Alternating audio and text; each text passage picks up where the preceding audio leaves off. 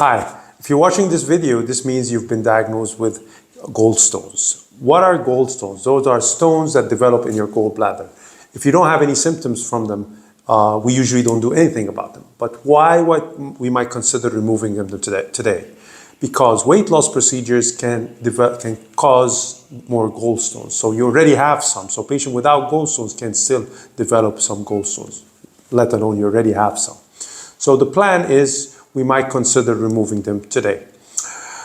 Internationally, there's no international guidelines on when is the best time to remove the gallstones, whether we should remove it before the weight loss procedure or during the weight loss procedure, or even leaving it and dealing with it later on after 3 or 6 months from your weight loss procedure.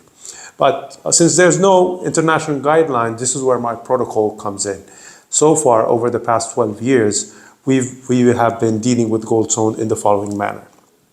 Today, I will discuss with you whether you want to remove it or not, because it's still optional. And even when you consent for it, I'm not necessarily 100% going to remove the gallstones. Why? Because basically I want to go in and finish your primary weight loss procedure. And then after I finish this, and assuming it goes in its average time, I don't have any surprises, any hiatal hernia, any other extra steps that needs to be done during your primary weight loss procedure, and it goes with average time, I will turn my attention to your gallbladder. If I see there's a lot of scarring, your liver is too big, or anything that can predict that your cholecystectomy or gallbladder removal surgery is longer than normal, I will skip the removal. Why?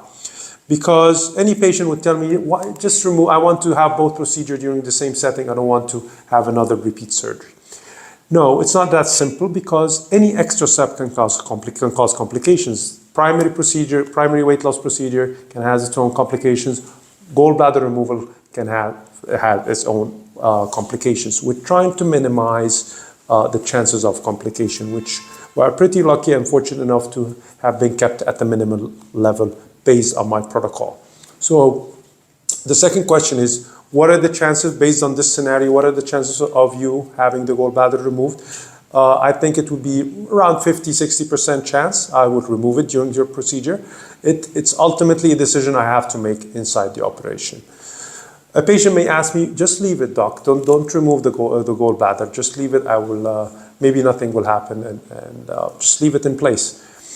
Like I said at the beginning of this video, it might cause you problems later on. So even if I don't remove it, whether you don't want to remove it and I chose inside the operation, it's not the best decision to remove it. Please know that you have gallstones, because once you develop any symptoms, this is important to be removed. Don't leave it.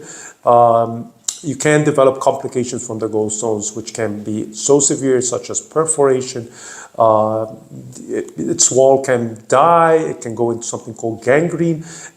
Those stones can run from the place and cause a blockage, resulting in a condition called jaundice. So all of those are complications that we need to avoid. So best advice, once you have symptoms, go seek medical attention, because it should be removed at the soonest or earliest possible timing.